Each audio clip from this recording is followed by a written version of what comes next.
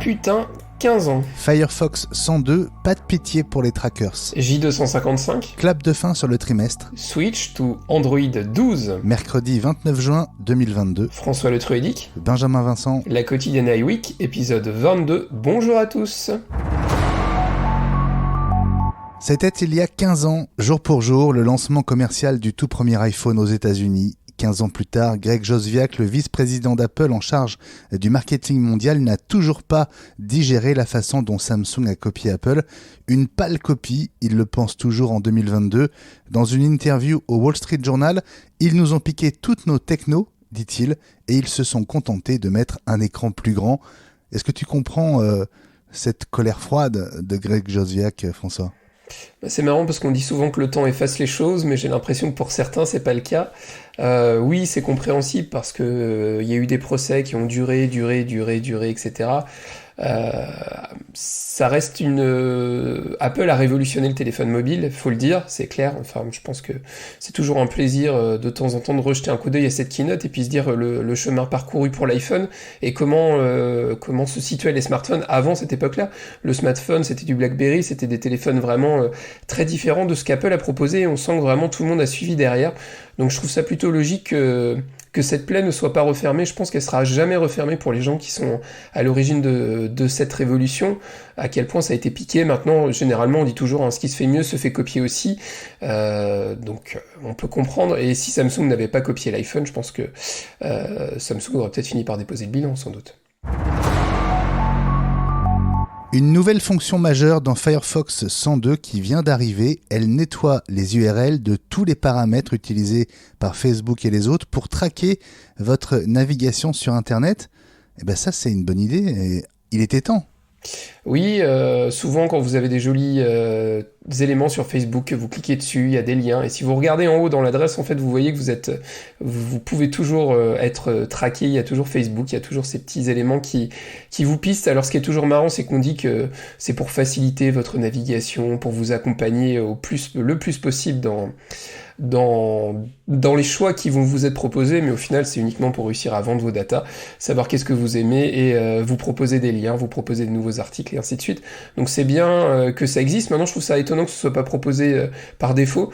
C'est quand même une option à cocher. Ça devrait être actif par défaut, je trouve. Et bien justement, François, comme tu le dis, il faut aller dans les préférences de Firefox, puis dans vie privée et sécurité et passer la protection renforcée contre le pistage sur Strict pour bénéficier de cette fonction qui nettoie les URL.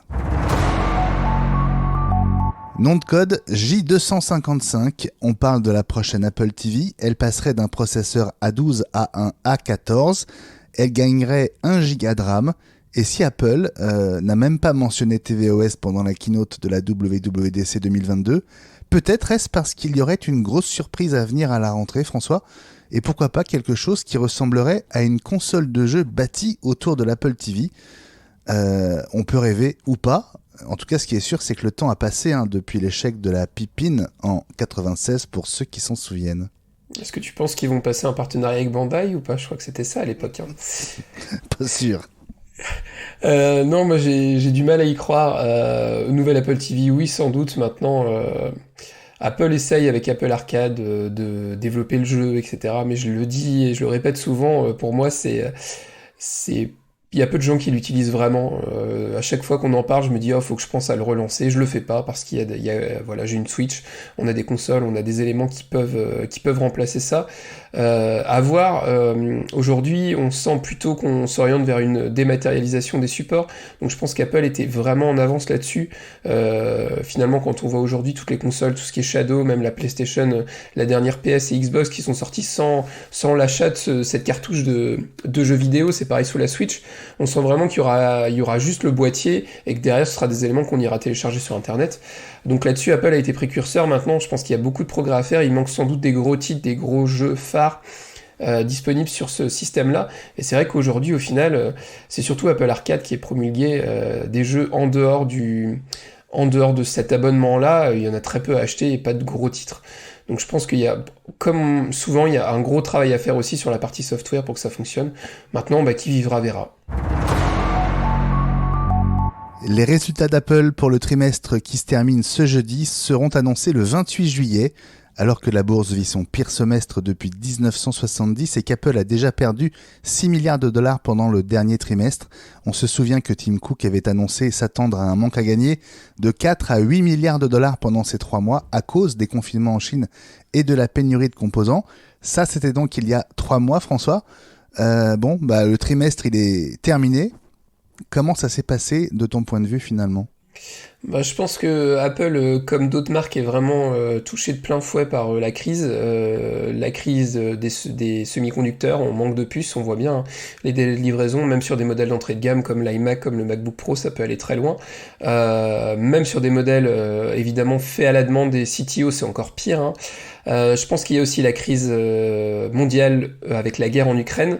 C'est vrai qu'on l'entend de plus en plus, on sent que pas mal de gens l'évoquent, le fait que ça ait freiné des achats. Et puis il y a l'inflation, on a vu que le prix des derniers MacBook Air avait quand même connu une grosse inflation, donc je pense que ça va jouer sur la vente aussi. Et à mon avis, à moyen terme, ce serait pas surprenant qu'il y ait une petite stagnation chez Apple, voire une petite baisse du chiffre d'affaires, parce qu'Apple a vraiment atteint des sommets, et il y a un moment ou un autre où ça va retomber. Alors je pense pas que ça va retomber de manière vertigineuse, mais à mon avis ça va retomber. Donc à voir si Apple va réussir à trouver de nouvelles niches, de nouveaux moyens de gagner de l'argent à l'image de ce qu'on peut entendre hein, sur le casque de réalité augmentée. Il y a tous ces éléments-là qui vont arriver, qui vont être des nouveaux marchés, et Apple généralement est assez doué pour ça, donc je suis pas inquiet sur le moyen long terme. Maintenant peut-être que les chiffres vont être moins bons, et il n'y a pas que l'action Apple qui dévisse, il y a beaucoup d'actions qui ont perdu de leur valeur, je pense que même quasiment toutes d'ailleurs. Et puis c'est une appli Google disponible sur l'App Store, elle s'appelle Switch to Android et si vous voulez vraiment rejoindre le côté obscur, elle devrait vous aider à condition de disposer de l'autre côté d'un smartphone sous Android 12. Jusqu'à maintenant, François, cette app ne fonctionnait qu'avec les smartphones Google et donc avec les Pixel Phones. Maintenant, elle fonctionne avec tous les smartphones sous Android 12. Ouais, tu me l'as appris, pour moi ça existait déjà en fait, je pensais que c'était déjà existant sur tous les smartphones. C'est bien, Google est peut-être en train de se rendre compte qu'il n'y a pas que les pixels, c'est une bonne nouvelle. Maintenant c'est vrai qu'on voit plutôt des gens faire la navette dans l'autre sens, je trouve. On voit qu'il y a beaucoup de switch d'Android à iOS, moins dans l'autre sens. Je pense que les gens qui utilisent Android sont fidèles à Android, donc sont peut-être pas tentés d'aller voir ailleurs. Ça existe, tu voulais que je le teste peut-être, je sais pas. Vas-y, oui, bien sûr. Ouais, du coup il va falloir que je me commande un téléphone sur Android. Non mais ça a le mérite d'exister et au moins ça facilite le transfert, c'est toujours positif, on sait que s'il y a la même chose qui existe sur iOS, donc ça paraît logique que ça puisse être de l'un de l'autre, ça facilite la vie des utilisateurs et tout ce qui facilite la vie des utilisateurs est positif. La quotidienne iWeek Reviens demain.